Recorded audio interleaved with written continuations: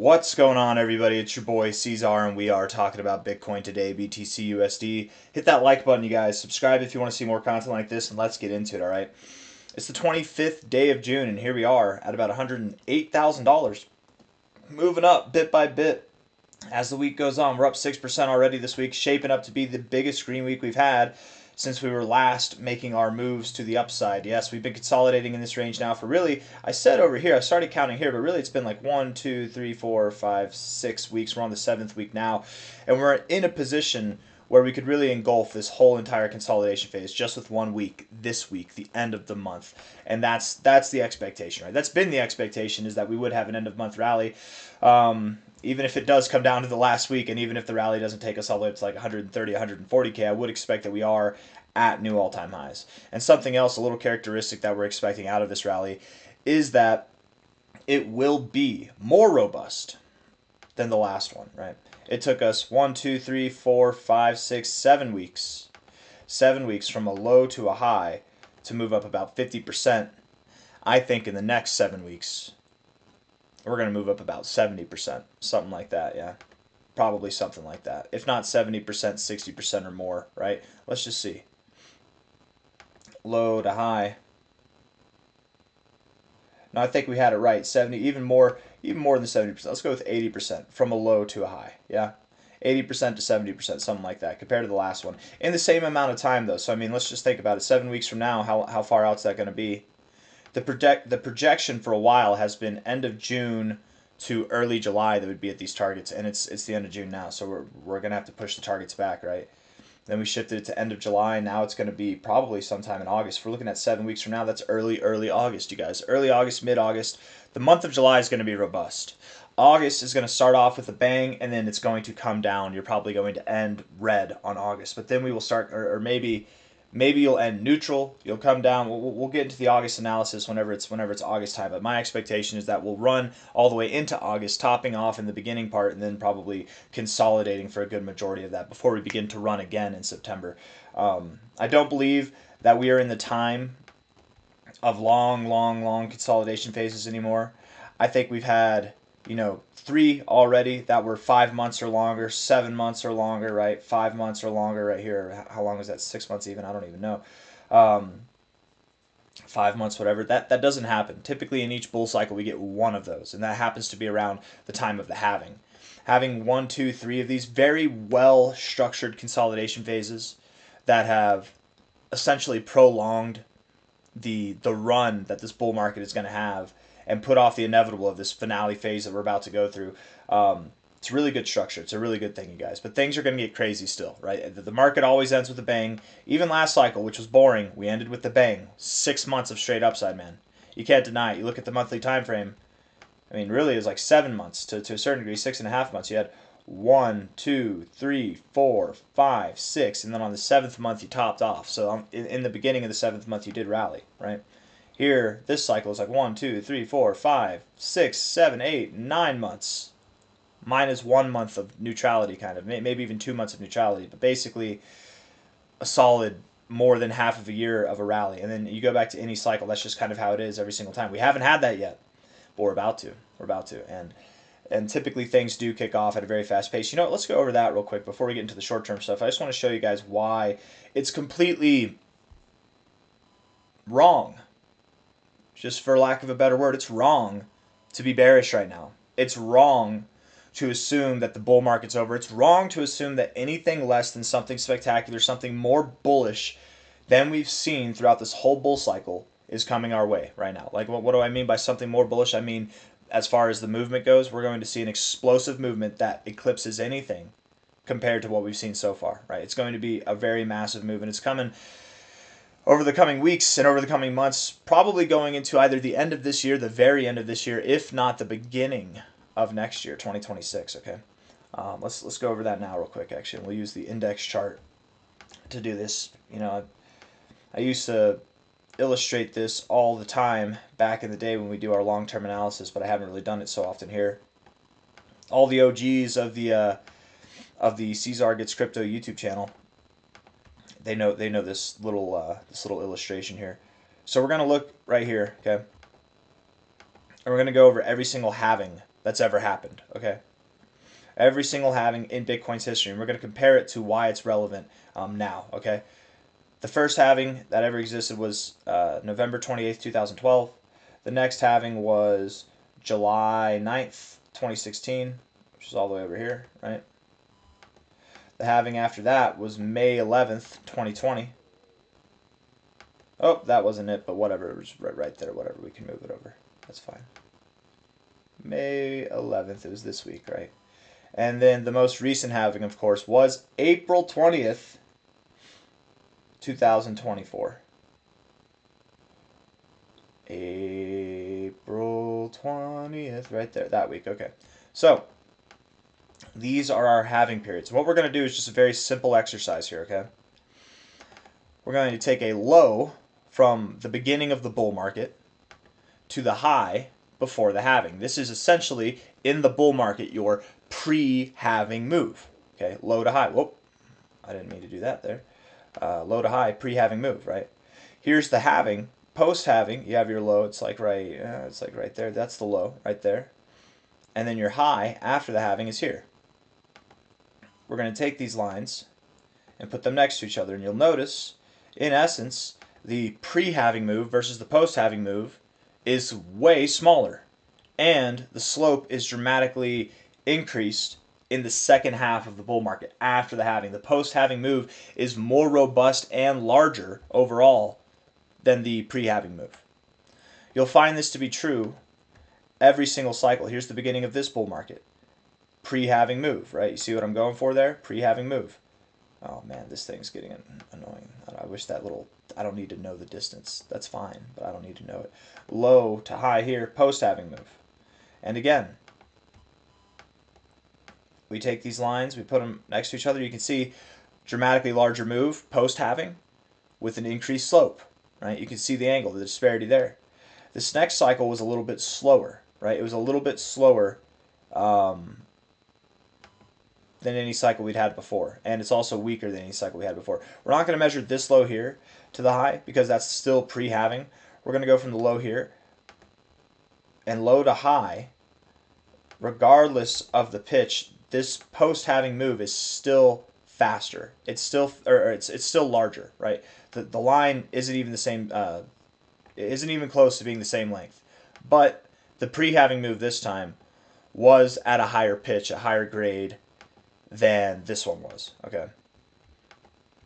Depending on how you want to look at it, if we were to take the move itself, this move in itself, the majority of the move at least, did come at a dramatically higher pitch. It was faster, absolutely was, but the majority of that move, drawing it that way, it's basically the same length as the pre-halving move. Just illustrating the weakness we saw last cycle. But still, the point remains, the bigger move was post-halving. Absolutely it was. And the majority of this move was faster, more robust than what we saw in the beginning, the first halving there, or the pre-halving move here. Now we look at this one, okay? Pre-halving. Bull market low, or bear market low, same thing I guess. To the high, pre-halving move. Post-halving low to where we are. We have no idea where it's going to go, right? We have no idea where it's going to go. But what we know is that it will be bigger than this one. That's what we know. It will be bigger. Likely, we will have a higher pitch too. Okay. I don't know about you guys, but my assumption here is that if it's bigger, that takes us into November. That likely means that we are going to extend into 2026. Okay, we're likely going to extend into 2026. If it's at a higher pitch, that likely means that we're not going to stop at $300,000, right? That's where that is. Moving at the same grade, and I do think it's going to be at a higher. I think that we are going to see a steeper increase here pretty damn soon. If we stop at 500K, which is where I'm expecting us to go, or higher, and maybe it's in January 2026, maybe it's in February, whatever, that gives us a larger move and a higher slope of steeper slope than the pre-halving move, and that would correlate exactly with the same reaction that we've seen throughout Bitcoin's entire life. Okay, I very much expect that we're on our way to riches and glory. It's going to be a fantastic thing, and The reality of the matter is we are in the final moments of this bull cycle. Even if it's 6 months from now, 8 months from now, we're in the final moments of this bull cycle, guys. Something that's been brewing since late 2022. Talking about going between now and the beginning of 2026. We're in the final moments. And the final moments, no matter how you slice it, they're always better than the beginning moments. So anybody who's been in the bull market right now, who's been bored, who's tamed, who's been domesticated by these long consolidation phases, if you play by these rules, if you assume that we're going to move up and then we're going to consolidate here for 5 to 6 months and then we're going to move up again or something like that, you're going to get left behind. If you assume that we're going to move up here and that top there, that was the blow off top, and we're going to go down from there, and that's the beginning of the bear cycle, you're going to get left behind, right? If you're prepared for the glory that's to come, if you are willing to sit on your hands for 5 months, 8 months, however long it is, likely Bitcoin's going to go all the way up to $500,000 or more, right? By the end of this cycle. 500,000 or more, genuinely. That's what's happening, okay? 4 days, 10 hours left in this week. Let's get into the short-term stuff. Rejecting the overbought zone is not a good look, but whenever you pair that with finding support here, right here at this area, you found support before, you found support back here, we run up into that overbought zone, you guys, and it's on. We don't get into the overbought zone and do this. That's actually very uncommon. It's extremely uncommon. I can't find one example other than that we just tip and tip in and tip out. That doesn't exist. There's not a single other time. Okay, right here. Actually, right there. Twice. Twice has it happened. 2 times. Every other time than that, we've at least gone here, right? Like at least here. But my theory is we're not going to go at least there to the 73. I think we're going to see something that's above 85, if not even above a 90 on this next run. I think that this is going to be one of the most high reads that we've seen in the RSI all cycle. It's actually the most common to go above 83 in the RSI. Whenever you get overbought on the weekly time frame for the RSI, it's the most common to go above the 83. We barely did that 2 times ago. We didn't do it last time. We're overdue. I think we're overdue. We've been held back in this market, absolutely. And that's not a bad thing. That can express longevity and allow for longevity in the cycle. But things are about to get buck wild. And if you're not ready for it, if you think that we're just going to be as tame as we've been, you might make the wrong decisions. And I don't want to see anybody do that, right? This is not the moment where it's time to get fancy.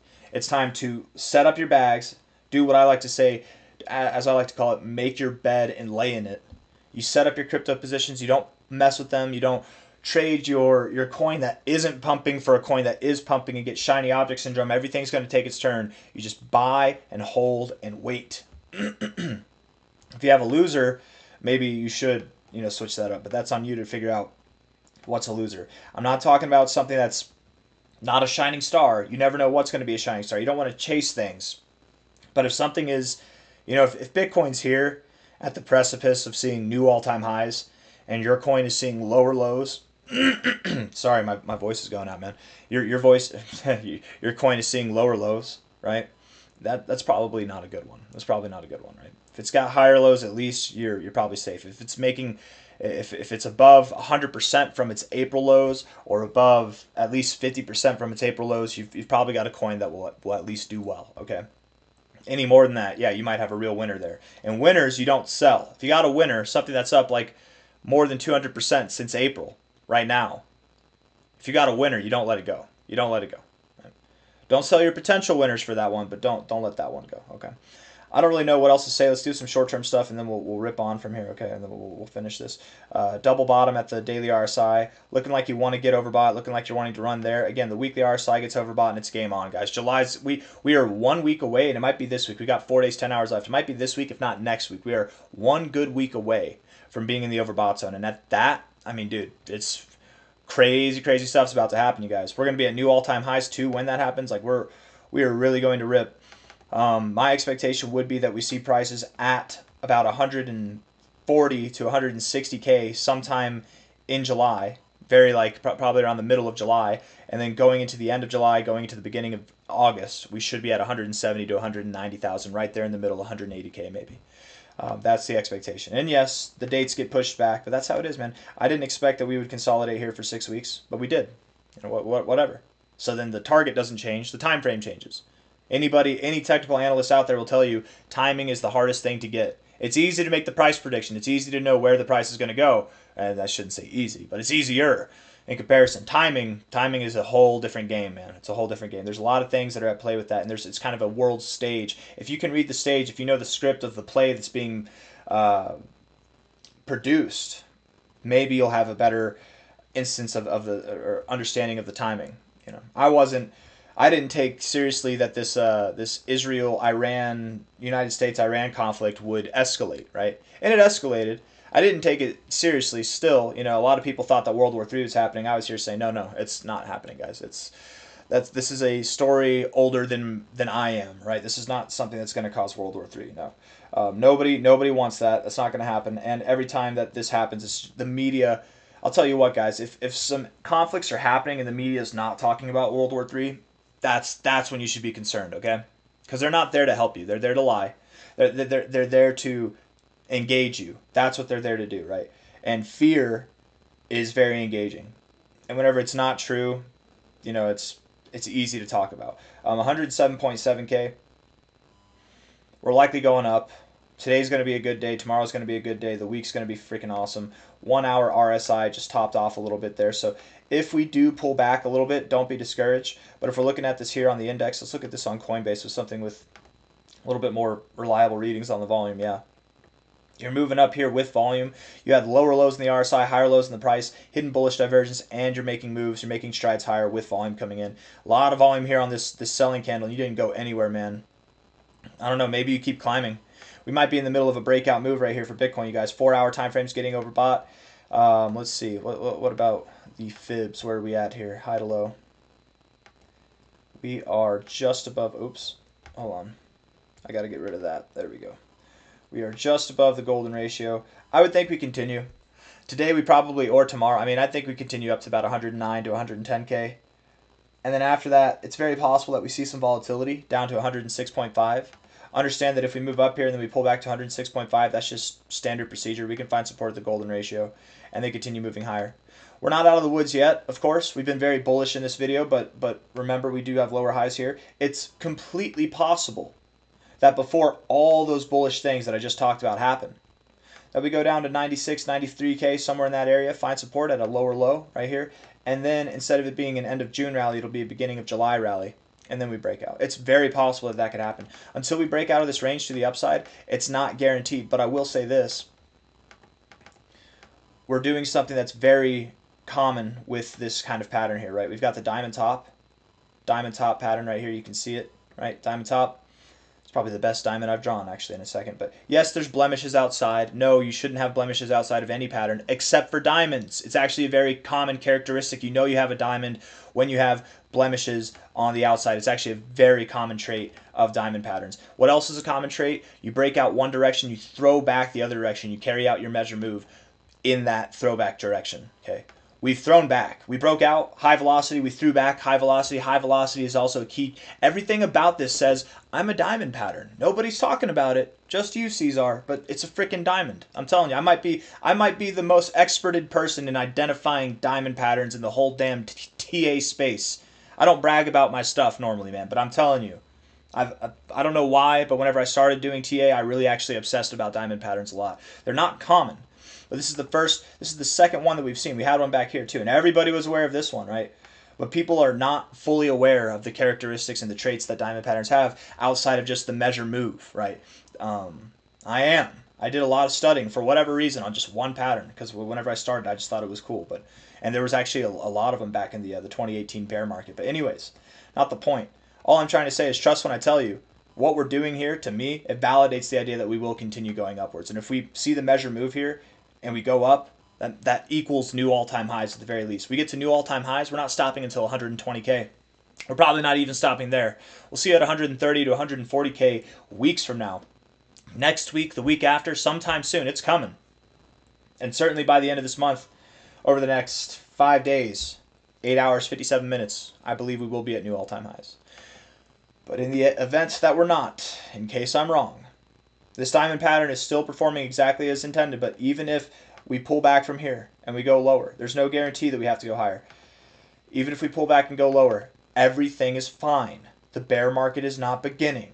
The bears they're silent now. They're going to be loudest down here, and they're going to scare you with how loud they are. That bearish roar, it can trigger some emotions. But just remember, we're in a bull market. Remember what we went over in the beginning of this video. The second half of the bull market, the post-halving move, it's always bigger than the pre-halving move. Always. It always has been.